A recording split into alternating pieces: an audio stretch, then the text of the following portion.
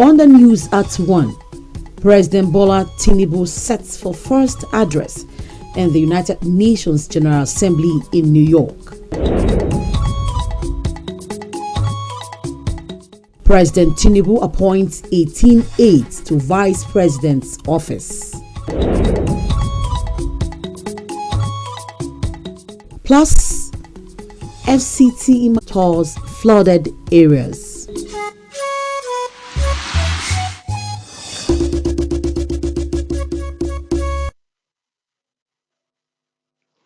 Very good afternoon to you and welcome to NTA News at 1 on NTA Channel 5, Abuja, the Unity Station. My name is Aisha Oba Ali. Let's begin from the presidency. President Bola Tinubu is set for his first participation in the United Nations General Assembly, which commences today.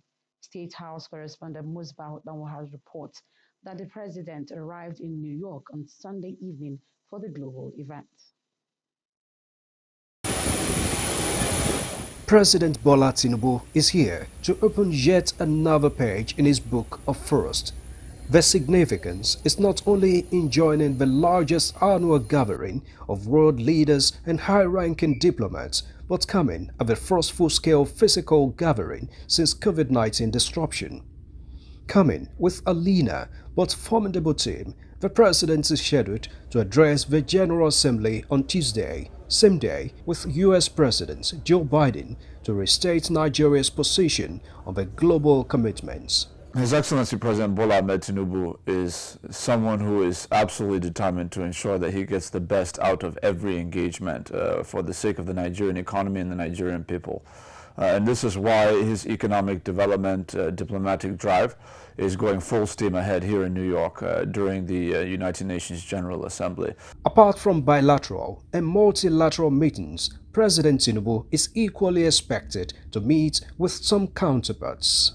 What is going to be at the forefront of the president's thinking is how he can persuade his counterparts to rally their business communities to come to Nigeria with their funds, establish facilities and industries that will massively employ our people and expand our tax revenue base in the country.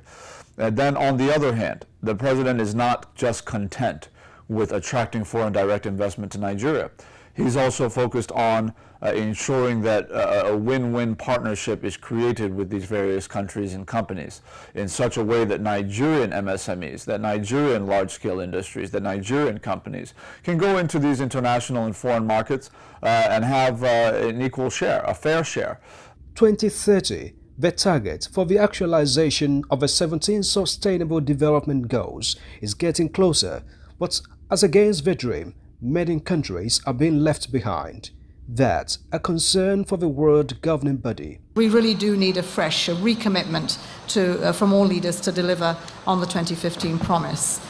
We need a clear way because we do see the major barrier as the means of implementation, financing this agenda, be it the domestic resources that are needed that are under strain with many countries without much fiscal space. Also on the agenda for the United Nations Secretary General, Antonio Guterres is another trier at a solution to the Russia-Ukraine war. I will be receiving President Zelensky, I will be receiving President Erdogan, I will be receiving Minister Lavrov, and obviously this question will be on the table of our discussions. So I'm not going to say whether I am optimistic or pessimistic. The only thing you can be sure is that I remain determined. While the world searches for common solutions to the global challenges, it's another opportunity for Nigeria to get the best of the platform in support of the development of policies and programs the current administration so desires. From New York, Musbah and Wahab, NT News. In another development, President Bola Tinubu has approved the appointment of 18 special advisors and senior special assistants. In a statement by the Director, Information Office of the Vice President Olushola Abiola said the team comprises of 6 special advisors and 12 senior special assistants. The appointees are to work in the Office of the Vice President supporting the renewed hope agenda of the Tinubu administration to actualize the agenda of the federal government across the different sectors of the economy.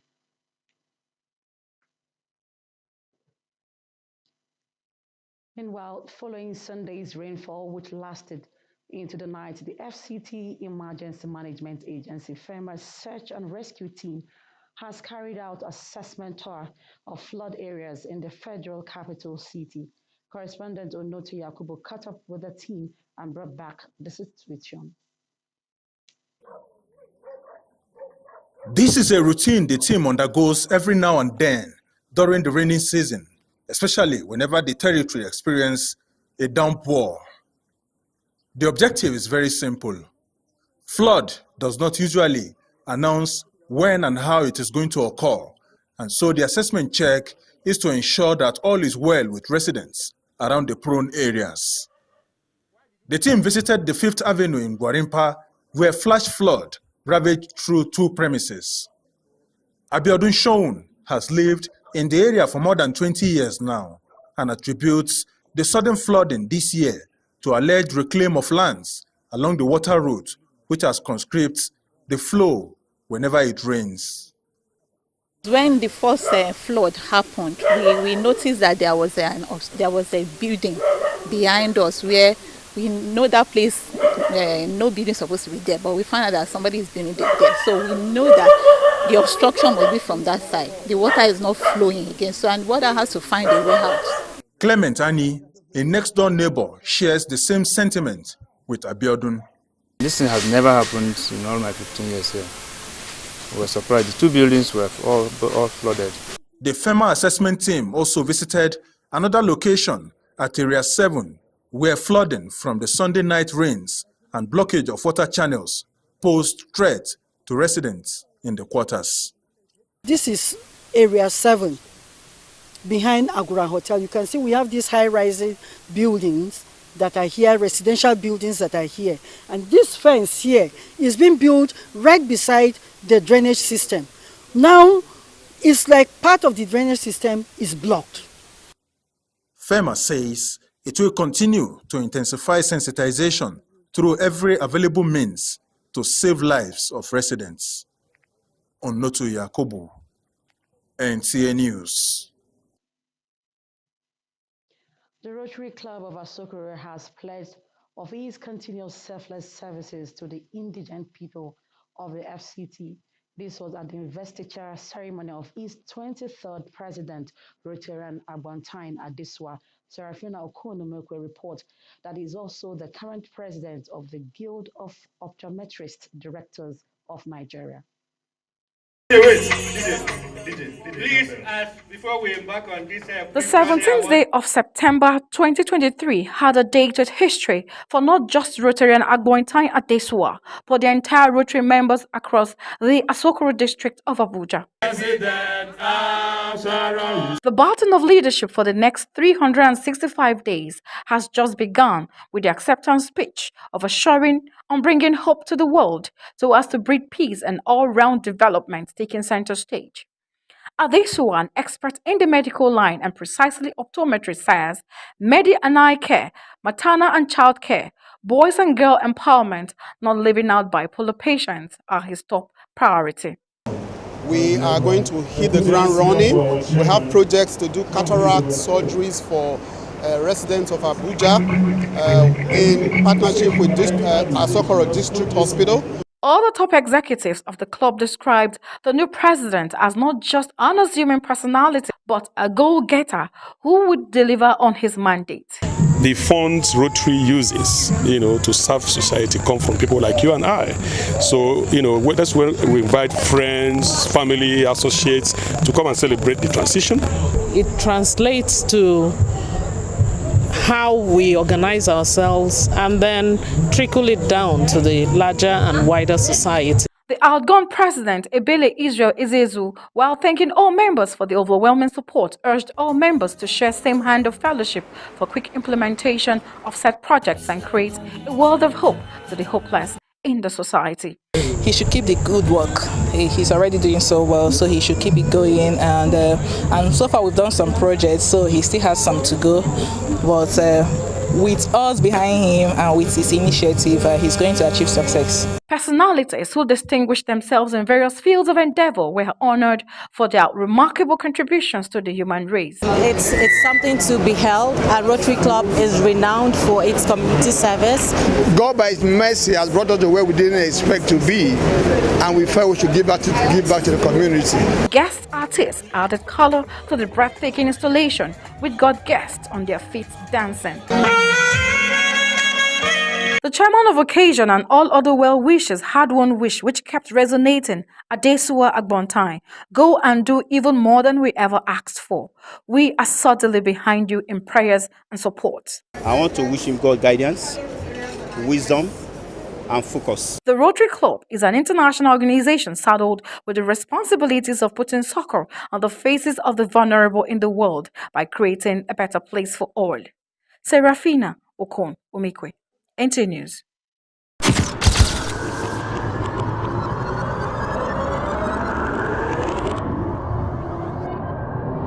Good evening. Glad to have you join us. Thanks for joining us on Weekly News Wrap. Thank you very much for having me. And it is on that note we welcome you to today's edition of the program. We celebrate creativity, lasting impressions. There's no book stating that this is the role for men.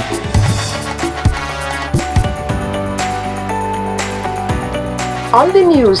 On the news at 7. The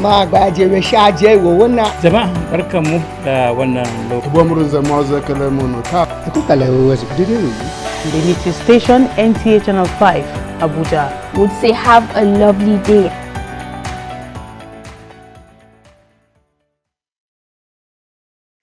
Thanks for staying tuned with NTA Channel 5 Abuja. I'm moving on. Director General FCT Emergency Management Agency FEMA, Alhaji Abbas Garba Idris, has completed his service with the FCT Emergency Management Agency, having worked meritoriously for 10 years. Howard Gilbert takes us through his leadership position with the agency before his voluntary exit after 10 successful years in service. Alhaji Abbas Garba Idris is the pioneer Director General of FCT Emergency Management Agency. From the period of his service in 2013, he made remarkable impacts amongst his peers through sheer determination, uncommon vision, and a strong will to succeed amidst multifaceted challenges common to newly established organizations. Dr. Abbas Garba Idris is described by many as a good man, courageous, very intelligent, and knowledgeable officer. Many confirm that he can be called at any point to get quick response as long as risks and disaster management are involved. Alhaji Idris is described as a leader and a man of wisdom who knows how to carry everyone along to achieving excellence.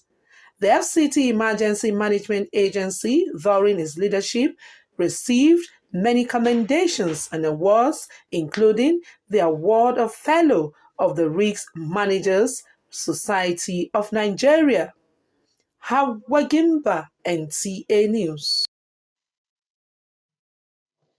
Now, my guest today is an expert in emergency and management response who just completed his tenure as Director General of the FCT Emergency Management Agency FEMA, Dr. Abbas Garba Idris. Good to have you join us. Thanks for coming on the program, on the news rather. 10 years as Director General of FCT FEMA. So what would you say have been your success stories and even challenging moments? Well, thank you very much. As a pioneer director general, definitely I must start with the challenges because for you to start something that is not existing is really quite challenging. And although apart from that, which is disaster management is a new thing entirely in the system, and therefore you have a task that you have to work with. And alhamdulillah, we have fell through challenges and then get to the success stories with the support of the staff, the administration, we were able to establish the agency firmly, and then we were able to also respond to disasters accordingly within the set target. We set up a target of 5 minutes within the FCT, and we have been maintaining that 5 minutes. And that has been a very good omen that we can say we did. Okay, going forward now, what do you expect to see of FCT FEMA in the future? I expect FCT FEMA to be much better than I left, so that at least there could be innovations.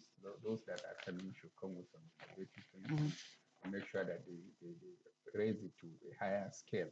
A lot of things are happening globally, and it is expected that they will definitely key into those innovations globally and ensure that it is moved forward. And the administration should also be able to really fund the agency very well so that they can have more equipment and other things, tools that it can work. Okay, now looking at the kind of responsibility we held, what do you think are some of the impediments that pose, some of those challenges that pose as impediment to emergency response? What are some of those challenges? Well, most times you find out that there is no laid down rules. In emergency response, there must be some guidelines. You have to set out rules, and then at the scene of the incident, there must be leadership and there must be command and control, so that there wouldn't be any conflict in the response. So there must be a leader who can be able to direct what is expected to be done.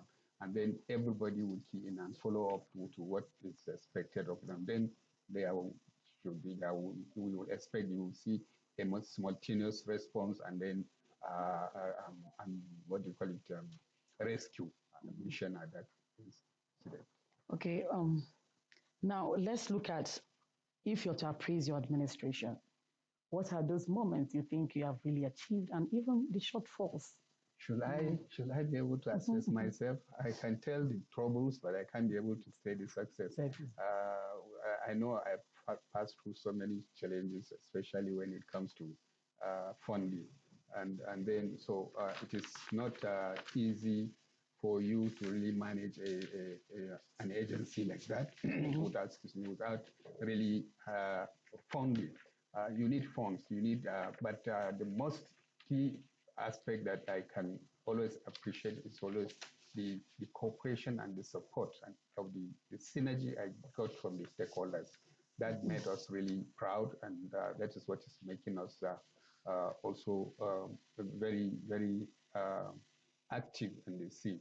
So the stakeholders have been very active. They have been very cooperative. The traditional rulers also, they give us a lot of support when we go to sensitize the public and their subject. So these are the things that really encourage us and put us ahead. And then the training and retraining we are giving to the staff. Okay. Now, on a final note, what has been the high point for you in these 10 years? What was the high point for you? The high point was the time of when we had the bomb blast. You got to the scene of the bomb blast, you'll be picking pieces of human being. That was very really disturbing, and I don't want to remember such events. And definitely, it was the event that really moved us. And although it also gingered us to get more, work harder, and make sure that we really improve on our rescue mission. I want to sincerely appreciate you. You've been a friend to the station, and on behalf of NTA management and staff, we really want to wish you well in your future endeavor. Thank you. I want to use this opportunity also to appreciate NTA Channel 5 for this honor. We are friends, like you said. It's a darling station to me, and we'll continue to partner wherever I am so that we can move forward. Thank you. Thank you so much. Thank you. We were speaking with the outgoing FCT FEMA Director General in person of Dr. Idris Garba, Hassan Idris Garba Abbas. And still to come on the news.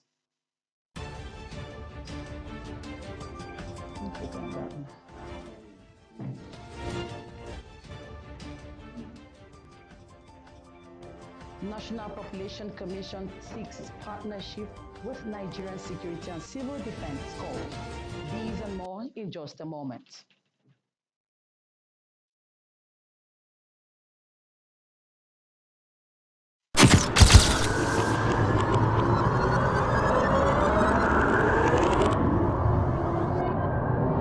Good evening. Glad to have you join us. Thanks.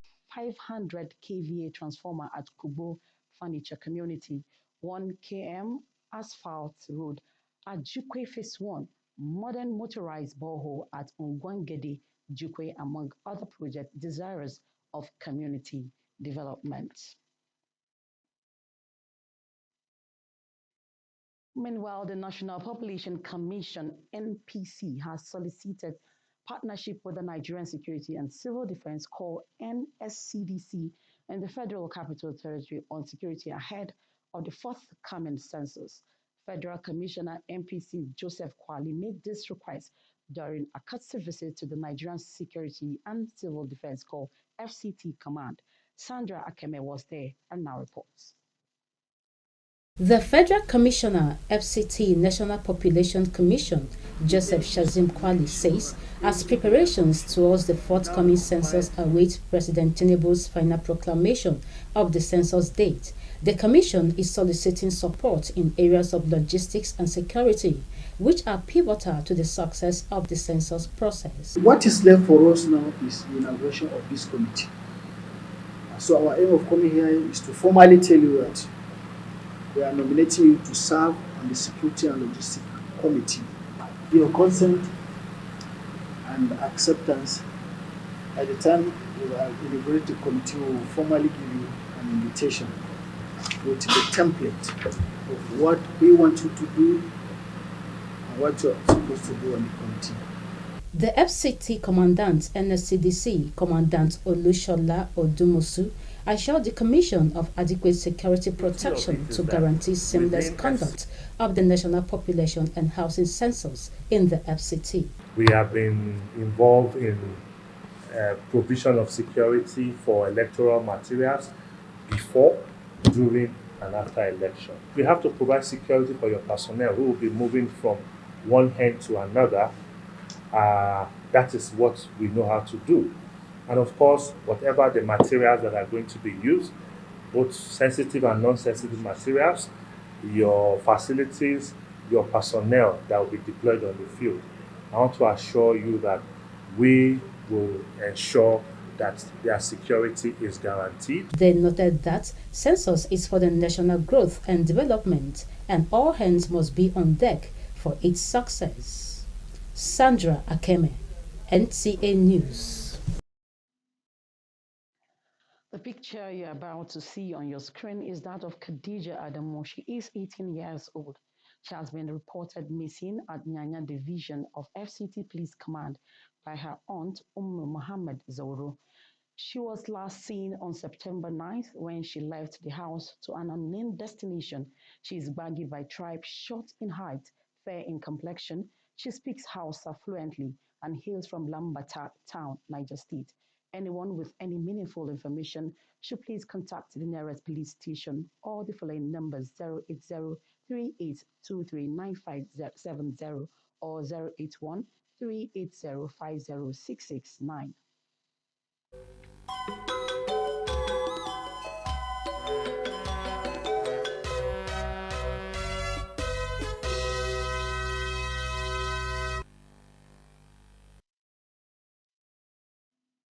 Let's now join our sports desk for Sports Brief.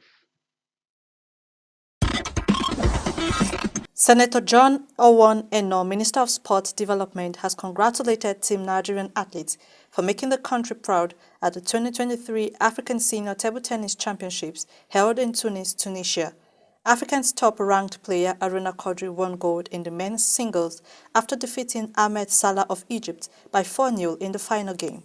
In the women's doubles event, the duo of Funke Oshanake and Fatimu Bello overpowered Cameroon's Sarah Hanfo and Egypt's Mawa Al-Hodabi 3-2 as Nigerians clinched gold in the pulsating final. Elsewhere, Nigeria Super Eagles forward Paul Onuachu has allayed fears over his fitness after he was substituted in the Trabzonspor's Super League clash against Besiktas. The Nigerian international was replaced by Enes Destan 3 minutes after the break.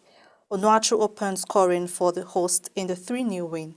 In athletics, the end seems not to be in sight as regards the doping case involving Nigerian track star Toby Emerson and Athletics Integrity Unit, as she has been taken to CAS by the Integrity Unit just before the World Athletics Championship in Budapest, Hungary. Emerson was provisionally suspended after she failed to undergo a compulsory doping test. With Sport Brief, Francis Kabile, NTA News. And that's how we wrap the news. But before we go, let's take a look at some top stories. President Bola Tinubu in United States set to participate in the UN General Assembly. You also heard that DG FCT FEMA has bowed out of service after 10 years of meritorious service. Thanks for watching the news at 1. That has been the news. Please do join us again at 7 p.m. for more news. I am Aisha Obaali. Good afternoon.